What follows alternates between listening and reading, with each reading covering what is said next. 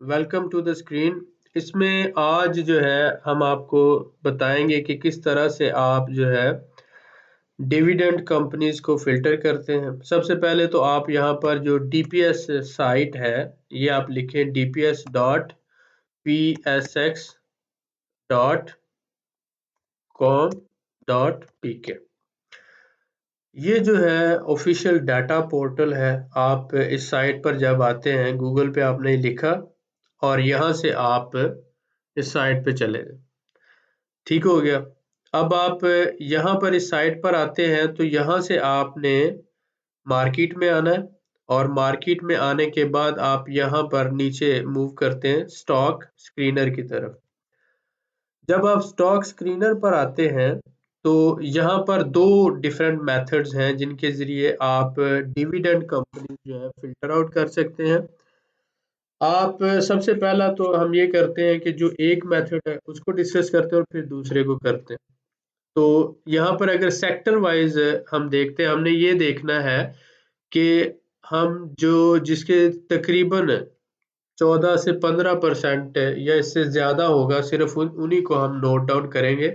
तो बेटर ये होगा कि आप कॉपी और पेन ले लें और बैठ जाएं और जो जो यहाँ पर हों उनके आप सिंबल्स यहाँ पे लिखते जाएं। मसलन सपोज करें ऑटोमोबाइल सेक्टर है, तो इसमें जब हम ये अप्लाई करेंगे, ये डिविडेंड यील्ड है यहाँ पर, और आप इसको जब अप्लाई करते हैं तो फर्ज करें हमने इसको अप्लाई किया इस सेक्टर के ऊपर, ऑटोमोबाइल असेंबलर सेक्टर पर। तो यहाँ पे हम देखेंगे कि ये जो कंपनीज हैं उनके नाम आ रहे हैं सारे, और ये मार्केट कैपिटलाइजेशन आ रही है, ये बिलियंस यानी अरबों में है इसकी, और ये प्राइस आ रही है, शेयर की प्राइस है, ये परसेंटेज चेंज यानी कि आ रहा है यहाँ पर क्या तब्दीली हुई है एक साल के हिसाब से, और 1 ईयर चेंज यहाँ पर आ रहा है, और पीई रेशो यहाँ पर आ रही है, और ये आ रही है डिविडेंड यील्ड। ये जो डिविडेंड यील्ड है ये हमारे लिए इम्पोर्टेंट है, आज हम इस हवाले से सारी बात करने जा रहे हैं। तो आपने एक ऐसी कंपनी लेनी है जिसका कम से कम 14-15% यानी 14 से कम आप कोई भी कंपनी ना लें। 14 से ऊपर हो, 15% हो, 16 हो, 17 हो, 18 हो, 20 हो, ये आप एक रख लें अपना। तो अब आप इस पूरे सेक्टर में जब देखते हैं तो इस पूरे सेक्टर में हमें कोई भी एक ऐसी कंपनी नहीं मिलती जिसका 14% तक है। तो एक कंपनी ऐसी है जो 90 अरब रुपए की है, और इसका नाम है, इसकी मार्केट कैपिटलाइजेशन, इसका नाम है इंडस मोटर कंपनी लिमिटेड। तो अगर आप देखें इस कंपनी ने तकरीबन 10 उनासी आप कह लें परसेंट यानी 10 यानी तकरीबन 11% सालाना के हिसाब से जो है ना डिविडेंड दिया। तो ये एक कंपनी हो सकती है, लेकिन क्योंकि ये हमारे क्राइटेरिया पर नहीं आ रही इसलिए हम इसको भी छोड़ देंगे। इसके बाद हम दूसरा सेक्टर जब जाते हैं, यहाँ पर सेक्टर सेकंड, तो यहाँ पर हमें नजर आता है कि यहाँ पर भी ऐसी कोई कंपनी नहीं। आप सिर्फ इसी कॉलम को देखेंगे कि यहाँ पर भी कोई ऐसी कंपनी नहीं है जिसने आपके लिए कोई 11% या 12 या 15% तक किया हो। इसके बाद आप सेक्टर वाइज नीचे की तरफ आते जाते हैं। सपोज करें नेक्स्ट हमारा सेक्टर कौन सा था, ऑटोमोबाइल के बाद केबल एंड इलेक्ट्रिकल गुड्स है। तो इसको जब हमने सिलेक्ट किया तो इसमें हमें कोई कंपनी ऐसी नजर नहीं आई जो इस हिसाब से कर रही हो। और इसके बाद फिर हम आगे मूव करते हैं सीमेंट सेक्टर की तरफ। तो आप इस तरह से एक एक करके मूव करते जाएंगे और देखते जाएंगे कि क्या कोई ऐसा इस सेक्टर में कंपनी है जो हमें 15% तक दे रही है। तो आपने देखा कि यहाँ पर हमें कोई अभी तक ऐसी कोई कंपनी नहीं मिल रही। तो आप सेक्टर टू सेक्टर मूव करते जा रहे हैं। केमिकल सेक्टर में जब आप आए तो आपने यहाँ पर देखा कि केमिकल सेक्टर में ये मुझे यहाँ पे नजर आना शुरू हुई कि ये 23% तक जो है कंपनी दे रही है। 54 अरब रुपए इसकी मार्केट कैपिटलाइजेशन है, और एंग्रो पॉलीमर केमिकल्स है, और सालाना 23% जो है ये यील्ड इसने दिया है। जो इसके साथ 23% तो ये है जो कंपनी ने कैश पेमेंट की है। लेकिन यहाँ पर अगर आप देखते हैं तो इसकी शेयर की वैल्यू 34.82% एक साल के अंदर बढ़ी है। तो ये एक प्लस पॉइंट आपने ज़हन में रखना होता है कि एक तो उसकी मार्केट वैल्यू बढ़ रही है, दूसरा ये है कि आपको अच्छी परसेंटेज यील्ड मिल रही है। जो आपने इन्वेस्ट किया उसका 23% आपको मिल गया 1 साल के अंदर। अब अगर आप समझे कि कौन सा बैंक है जो आपको 23% तक देता है, फर्ज करें आपने 2 करोड़ रुपया लगाया है, तो कोई भी बैंक आपको उसका 23% नहीं देगा, 8, 9 या 10% तक मोस्टली बैंक देते हैं, इससे ज्यादा नहीं देते। तो 23% तक तो आपको कोई भी नहीं देगा। और फिर इसमें कोई फिक्स भी नहीं है कि आपने इतने अरसे के लिए रकम को फिक्स करवाना है। आप जब चाहें आप शेयर बेच सकते हैं, आपकी मर्जी है, जितने अरसे तक आप चाहें उसको रख सकते हैं। तो ये एक बहुत अच्छी इन्वेस्टमेंट, एक तो ये है कि 23% तक आपको इसका जो कैश मिलेगा, यानी कि आप अगर इसी हिसाब से चलते हैं तो एक तरफ आपकी जो है मार्केट प्राइस जो है शेयर की वो बढ़ रही है, तो ये डबल फायदा होता है आपका। यहाँ पर भी आपका जो है 34% इंक्रीज हुआ है और 23 यहाँ पर, अगर इन दोनों को मिला दें तो आप देख रहे हैं 56 to 57%, यानी कि आपका 57% सिर्फ 1 साल के अरसे में आपकी इन्वेस्टमेंट का मिल गया। कोई ऐसा बैंक है जो 57% आपको मुनाफा दे दे, या कोई ऐसी इन्वेस्टमेंट है प्रॉपर्टी के अंदर जो सिर्फ 1 साल के अंदर आपको 57% मुनाफा दे दे। 34% आपकी इन्वेस्टमेंट बढ़ी, उसकी कैपिटलाइजेशन, और 23% उसके ऊपर जो है मुनाफा मिला। 57% आपकी जो टोटल इन्वेस्टमेंट थी 1 साल के अंदर, और ये भी इंतहाई कम रिस्क पर, यानी ये इनको हमने कहा कि लो रिस्क इन्वेस्टमेंट है ये आपकी। ठीक हो गया। इसके बाद दूसरा आप देख रहे हैं यहाँ पर 16% आपको कैश डिविडेंड मिलेगा, कैश मुनाफा मिलेगा, और 17% जो है आपका जो इन्वेस्टमेंट है वो उसकी वैल्यू बढ़ी है।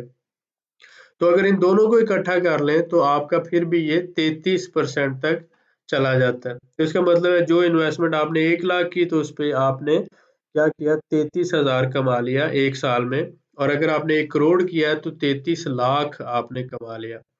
ठीक है। इसी तरह से जब हम आगे मूव करते हैं तो ये दो कंपनी तो यहाँ पे हमें मिल गई, इसके बाद कोई और नहीं थी, तो आपने ये दो कंपनीज को शॉर्टलिस्ट कर लिया, 23.3 ये वाली और एक ये वाली। तो ये आप पेपर ले इसका Engro polymer and chemical limited को लिखें, और लोटे केमिकल जो है इसको आप पाकिस्तान को ये लिख लें। तो ये दो कंपनीज आपकी फिल्टर हो गई ये इस मेथड के तहत। इसके साथ फिर आप आगे मूव करते हैं नेक्स्ट सेक्टर की तरफ। इसी तरह से आप सेकंड सेक्टर पे जाते हैं, क्लोज एंडेड फंड जो है आप इसको देख लें। आपने सेक्टर टू सेक्टर जाना है, तो इसमें कोई भी ऐसा नहीं है, सिर्फ एक ये है 10.15 ये दे रहा है। ठीक है, तो इसलिए हम इसको छोड़ देते हैं और फिर अगले नेक्स्ट मूव करते हैं सेक्टर की तरफ। कमर्शियल बैंक्स आ जाते हैं, इसमें हमें उम्मीद है कि काफ़ी हमें मिल जाएंगे।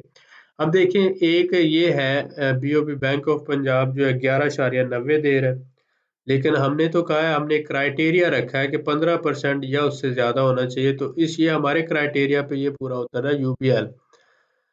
अब आप देख लें यूबीएल में हमें 18.13% मुनाफा मिल रहा है, और दूसरी तरफ ये है कि 21.23% हमारी इन्वेस्टमेंट बढ़ रही है।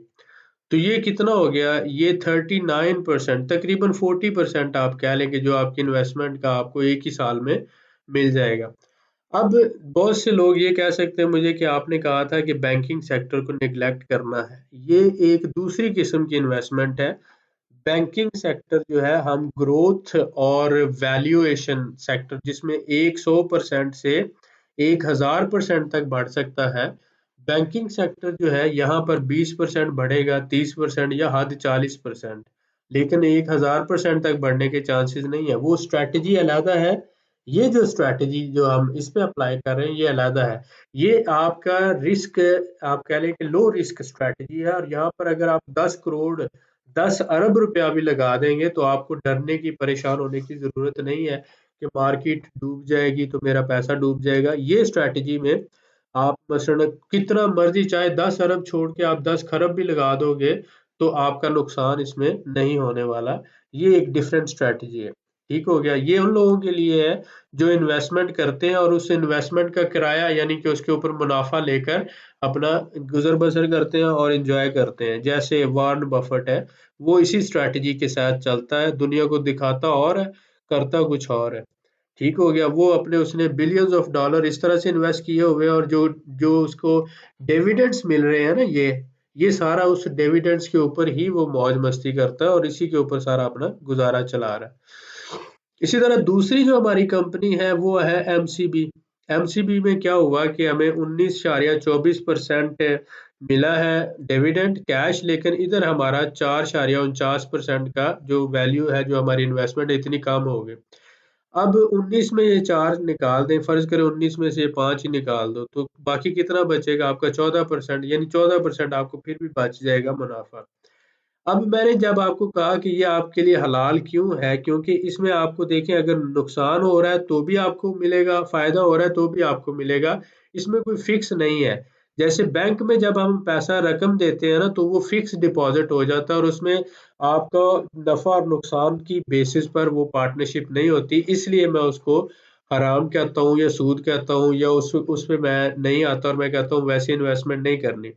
लेकिन जब आप ये शेयर खरीद रहे हैं या इस तरह से इन्वेस्टमेंट कर रहे हैं, तो यहाँ पर आप एक बिजनेस कर रहे हैं जिसमें नफा और नुकसान दोनों में आप बराबर के शरीक हैं। इसलिए आपकी ये जो इन्वेस्टमेंट है ये हलाल की है और इसमें आप जो मुनाफा कमा रहे हैं वो बिजनेस से आ रहा है, प्रॉपर एक बिजनेस हो रहा है और उस बिजनेस से जो मुनाफा आ रहा है वो हलाल है। इसी तरह से ये जो एबीएल है, ये 17.65% दे रहा है मुनाफा, और इसमें देखा 8.14% जो है उसकी वैल्यूएशन डिक्रीज हुई है। तो ये दोनों हो गए। इसके बाद हम आगे मूव करते हैं। आगे इसमें कोई नहीं था, तो ये तीन हमारे पास यहाँ पे कंपनी फिल्टर हो गई। और इसके बाद हम नेक्स्ट मूव करते हैं इंजीनियरिंग सेक्टर में। इंजीनियरिंग में हमें कुछ मिलेगा? हम देखते हैं यहाँ पर इंजीनियरिंग में सिर्फ एक ही कंपनी है जिसने 13.12% दिया, तो ये भी हमारे क्राइटेरिया पे नहीं आती, तो इसलिए हमने इसको छोड़ा और हम आगे मूव कर गए। ये प्रोसेस होता है, आपने एक एक स्टेप से गुजरना है। ये मैं आपके लिए कर रहा हूँ, मैं एक बटन दबाऊंगा वो सारा प्रोसेस हो जाएगा, लेकिन मैं आपके लिए एक एक स्टेप इस तरह से कर रहा हूँ कि जैसे आपको उंगली पकड़ के सिखाना और आपको हर बात समझाना कि ये कैसे किया जाता है। कल को जब आप किसी दुनिया में किसी भी कंपनी में किसी भी सेक्टर को फिल्टर करोगे तो आप ऐसे कर सकोगे। ठीक हो गया। इसी तरह से अब आगे आते हैं, अगर हम फर्टिलाइजर सेक्टर में आ जाते हैं। ठीक है। तो हमने देखा फर्टिलाइजर में हमें कौन से ऐसी कंपनीज हैं, तो ये बहुत अच्छी एक कंपनी हमें मिल गई यहाँ पर, जो 22.5 दे रही है हमें, 0.5 ये मुनाफा दे रही है। ये कैश की सूरत में हमारे बैंक अकाउंट में आते हैं डिविडेंड्स, और ये जो है यहाँ पर हमारा इतना 10.18% जो हमने इन्वेस्टमेंट किया उसमें भी इजाफा हुआ, तो टोटल हमारा इजाफा कितना हो गया? 10 ये ले लो और 22 ये, 32% हमारी इन्वेस्टमेंट का हमें मिला। अब जब मैं ये कहता हूँ कि कोई बैंक आपको 32% तो नहीं देगा, और दूसरी बात ये कि बैंकों के अंदर जो फिक्स डिपॉजिट करवाते हैं, एक वो हराम और सूद होता है। तो जब आपको हलाल की रकम मिल रही है और 2 गुना ज्यादा मिल रही है, मसलन वहां 10 मिल रहा था, यहाँ पे 32 मिल रहा है, तो आपको अल्लाह का शुक्र अदा करना चाहिए और हलाल के तरीके से कमाना भी चाहिए और अपनी इन्वेस्टमेंट भी करनी चाहिए। और इसमें नुकसान के चांसेस भी, अगर आप एहतियात के साथ इन्वेस्टमेंट करते हैं, तो ना होने के बराबर है। यही मेहनत होती है जो अब हम कर रहे हैं, जिस तरह से फिल्टर करना, एनालाइज करना और उसके बाद इन्वेस्टमेंट करना। अब आगे हम नेक्स्ट सेक्टर की तरफ जाते हैं, food and personal care sector में जब हम आए, तो यहाँ पर हमें कोई भी एक ऐसी कंपनी ना मिली मिली जिसने ज्यादा परसेंटेज में दिया, तो ये सेक्टर हमारे लिए जीरो रहा। इसके बाद ग्लास एंड सिरामिक्स में अगर हम आते हैं, तो इस सेक्टर में हमें ये एक कंपनी मिली जो 19.71% दे रही है। लेकिन इसका एक नेगेटिव ये हुआ कि मसलन ये हमने गनी ग्लास को देखा, तो ये 19.64 जितना इसने दिया था मसलन डिविडेंड, उतना ही इसने इसकी वैल्यू कम होगी, तो नेट इफेक्ट क्या हुआ कि जीरो। जितना मिला था कैश उतना उधर से कमी होगी, तो लिहाजा ये हमारे लिए सूटेबल ना रही। तो यही चीजें हमें देखनी है, सिर्फ इसी डिविडेंड को नहीं देखना, ये भी देखना है कि क्या इसमें ग्रोथ भी हो रही है या नहीं हो रही। अगर ग्रोथ हो रही है और डिविडेंड, जैसे फर्ज करें कि इसमें 7.5 ग्रोथ हुई है, ये डिविडेंड दिया, लेकिन इसकी ग्रोथ 102% हुई, यानी कि एक साल में अगर आपने 1 लाख रुपया लगाया था तो वो 1 लाख रुपया के साथ 1 लाख आपकी वैल्यू बढ़ गई, और उसके साथ साथ आपको कैश भी मिला है 7.5%। तो ये तो बहुत अच्छी डील हो गई कि आपको 107% एक साल में मुनाफा मिल गया। तो इस तरह की हमें फिर ढूंढ के इस तरह की इन्वेस्टमेंट्स करना होती है, और यही मेहनत होती है आपकी। ठीक हो गया। अब इसी तरह से नेक्स्ट सेक्टर की तरफ चलते हैं, इंश्योरेंस। डेफिनेटली इंश्योरेंस सेक्टर तो इसी पे डिपेंड करता है और वो आपको अच्छा आउटकम देगा। अब देखिए यहाँ पर जो है इंश्योरेंस सेक्टर में ये कोई कंपनी है यहाँ पे जो आपको दे रही है, ये कंपनी जो 15.93 दे रही है, इसका नाम है एटलस इंश्योरेंस, और इसके साथ साथ इसमें 6.81% कैपिटल में भी बढ़ा, तो टोटल आपका तकरीबन 22% जो है आपकी इन्वेस्टमेंट बढ़ी टोटल। तो ये एक अच्छा था। इसके साथ हम नेक्स्ट सेक्टर की तरफ मूव करते हैं। ठीक हो गया। इसी तरह से आप इन्वेस्टमेंट बैंक्स में आएंगे, डेफिनेटली इन्वेस्टमेंट बैंक्स आपको अच्छा रिटर्न देंगे। अब आप देखें यहाँ पर डिविडेंड यील्ड जो है, यहाँ पर ये बैंक जो है ये एक हमें अच्छी इन्वेस्टमेंट दे रहा है, AHL जो है। ठीक है, लेकिन इसका फिर वही नेगेटिव आरफ हबीब है, आपने देखा ये 20% इसने कैश दिया है, लेकिन इधर से देकर इतनी जो है वैल्यू कम हो गई है। यहाँ पर ही तो मार है, हम सिर्फ डिविडेंड को नहीं देख सकते, हमें ये दोनों को देखना है। किस ये ग्रोथ आप देखें, इधर उसने कैश तो हमें दे दिया 20, हम बहुत खुश हुए, लेकिन इधर जो है उतनी वैल्यू कम हो गई, नेट इफेक्ट जीरो हो गया। तो इसीलिए लोग जब बगैर सोचे समझे सिर्फ डिविडेंड को देख के इन्वेस्टमेंट कर देंगे और इसकी ग्रोथ को नहीं देखेंगे, कंपनी के एनालिसिस, फंडामेंटल एनालिसिस को नहीं देखेंगे, और कंपनी का प्रीवियस रिकॉर्ड नहीं चेक करेंगे, उसके बारे में नॉलेज नहीं होगा, तो ये इसी तरह से लोगों के साथ धोखा करते हैं कि इधर से कैश उनको दे दिया, दूसरी तरफ से उनकी जो इन्वेस्टमेंट है उसी में से उतना काट लिया, वो नीचे चली गई, शेयर की वैल्यू उतनी कम हो गई, तो नेट इफेक्ट तो जीरो रहा ना। यही इसी चीज से हमें बचना है, और इसी को हमने कैलकुलेटेड इन्वेस्टमेंट। अब देखें मसलन ये जो है इसमें 26.44 से हमें मिला है, लेकिन उसके साथ साथ हमारी इन्वेस्टमेंट भी बढ़ी है, कम नहीं हुई, 4.5, तो ये असल में ये हमें 30 से 31% मुनाफा हुआ। लेकिन इससे नीचे आप देखें, ये देखें 31.86 दे रहा है, लेकिन 44.99 हमारी इन्वेस्टमेंट कम हो गई। तो ये जो है हमारे लिए ज्यादा सूटेबल है। ठीक है, अगर हम देखें इसमें डिविडेंड्स के हवाले से, तो ये इस तरह से जो है ये हम डिविडेंड से दूसरी तरफ आ गए। तो ओवरऑल आपको ये देखना होगा कि मसलन सपोज करें ये 29.85% है, तो ये 6.78%, तो 29 में 6 आप ऐड करोगे तो ये 35, और ये 85, और ये तो ओवरऑल 35 से 36% आपका जो है ये इंक्रीमेंट हुआ। तो ये यहाँ पर आपकी इन्वेस्टमेंट जो है वो ज़्यादा अच्छी इन्वेस्टमेंट कंसिडर होगी। क्यों? ये जो है ये हमारे पास है एसियान लिमिटेड। तो इसी तरह से आपने sector to sector filter companies करनी है, उनके टेक्निकल्स को देखना है, उनके फंडामेंटल्स को देखना है, उनकी ग्रोथ रेट्स को कंसिडर करना, और फिर आपने आगे मूव करना है।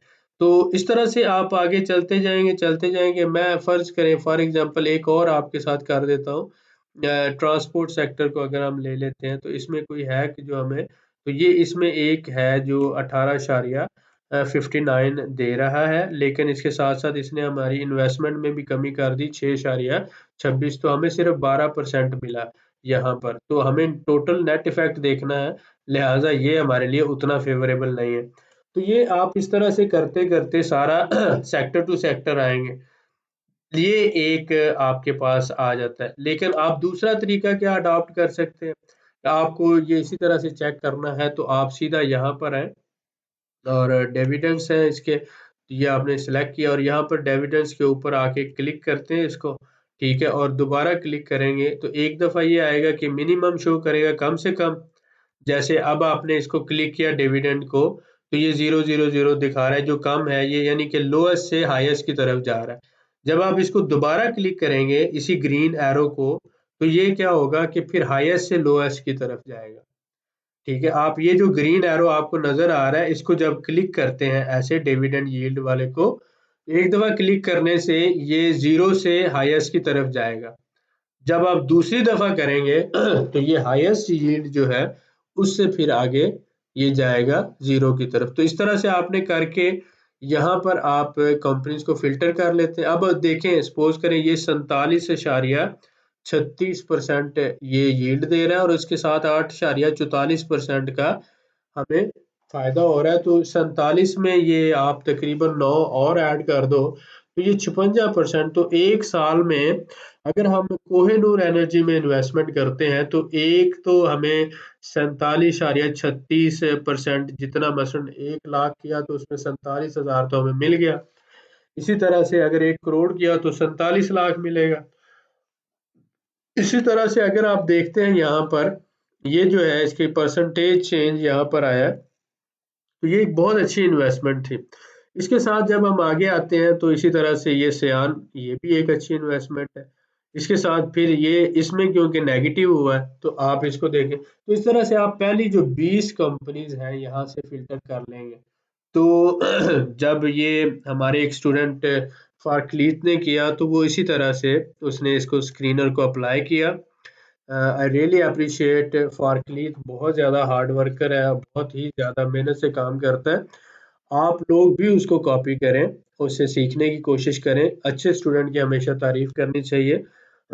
हमारे बहुत से स्टूडेंट्स हैं, यासर है, फारकलीत है और बहुत से हैं जो माशाल्लाह बहुत ज़्यादा मेहनत से काम करते हैं और बहुत ही ज़्यादा प्रोग्रेसिव हैं।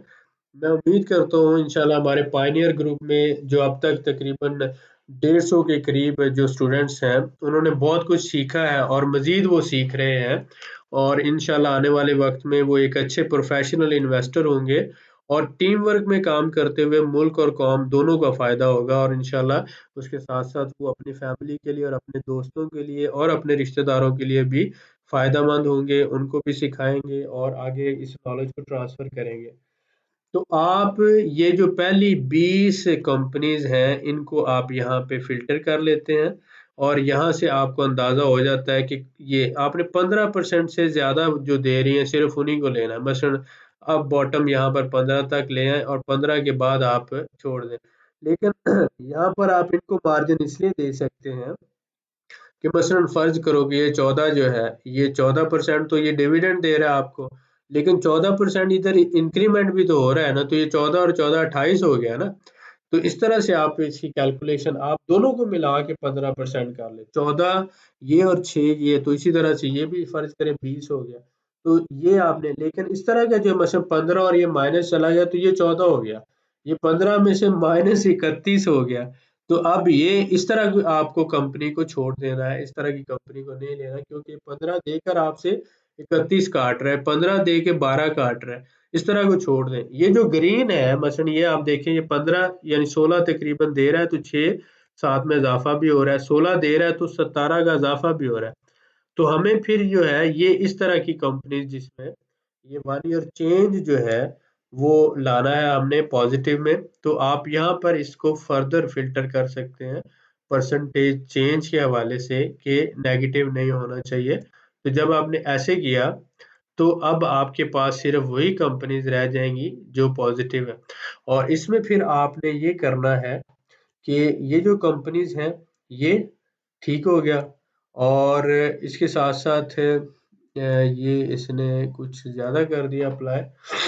ठीक है, यहाँ पे आपने ये ले लिया एक कंपनी, ये 2 हो गई और इसी तरह से ये 3 हो गई, ये 4 हो गई, ये चलते हुए ये फिर इसी तरह से ये 5 हो गई और ये 6 कंपनीज और ये 7 कंपनीज और इससे आगे जब हम जाते हैं ये 8 और ये 9 और 9 कंपनीज जो है सपोज करें 9 कंपनीज हम यहाँ पे फिल्टर करने में कामयाब हुए। आप ये देखें कि हम 550 कंपनीज में से सिर्फ 9 कंपनीज जो हैं हम फिल्टर कर सके। 534 असल में ये कंपनीज हैं जिनमें से सिर्फ 9 कंपनीज हम फिल्टर कर सके जिनमें हम इन्वेस्टमेंट कर सकते हैं। इतनी सी मेहनत के बाद आप 534 में से सिर्फ 9 कंपनीज आपको मिली जो आपकी इन्वेस्टमेंट करने के काबिल है, जहां पर आपकी इन्वेस्टमेंट सिक्योर होगी और जहां पर आपको नुकसान नहीं होगा। और ये बदलते रहते हैं, हर 3 से 6 महीनों के बाद कंपनी की जो कंडीशन है ये बदलती रहती है।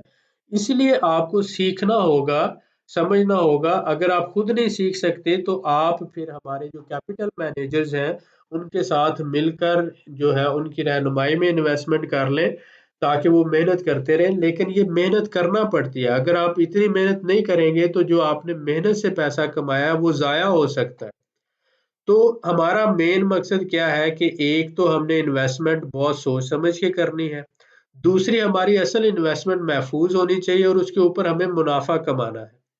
तो आज की इस वीडियो में आपने ये जाना कि हम ये सेकंड जो कैटेगरी है जिसमें हम ब्लू चिप कंपनीज लेते हैं। ब्लू चिप इनको क्यों कहा जाता है? अब फर्ज करें आप ये देखें कि इनमें कोई भी कंपनी है, ये आप ले लें, मसलन ये कंपनी है तो ये तकरीबन 2 अरब रुपए और ये 5 अरब रुपए की कैपिटलाइजेशन है। लेकिन इसके बाद ये देखें, ये 24 अरब रुपए इसकी कैपिटलाइजेशन है, इसकी 54 अरब रुपए की कैपिटलाइजेशन है, इसकी 95 अरब की कैपिटलाइजेशन है। और इसी तरह से आप नीचे आ रहे हैं तो आप देख रहे हैं इसकी 193 अरब की कैपिटलाइजेशन है, 174 अरब की कैपिटलाइजेशन।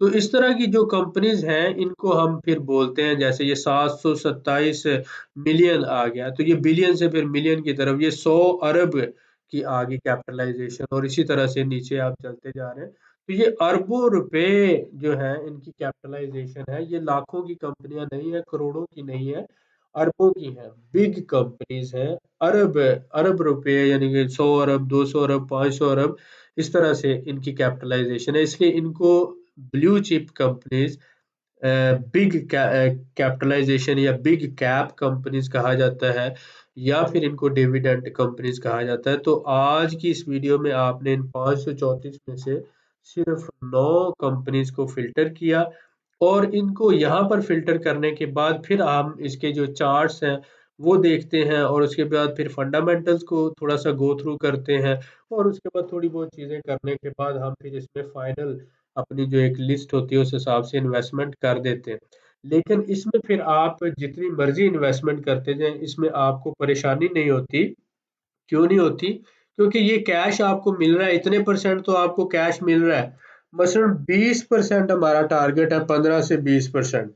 15 से 20% हमें कैश मिल रहा है और 10% इधर इजाफा हो रहा है। 23% कैश मिल रहा है हमें जो हमारे बैंक में आएगा, और ये 34%। तो बेहतरीन इन्वेस्टर क्या करता है, ये जो कैश होता है इसको री इन्वेस्ट कर देता है। तो जब आप इसको री इन्वेस्ट करते हैं ना, तो तब आपका प्रोफाइल बिल्डअप होना शुरू हो जाता है।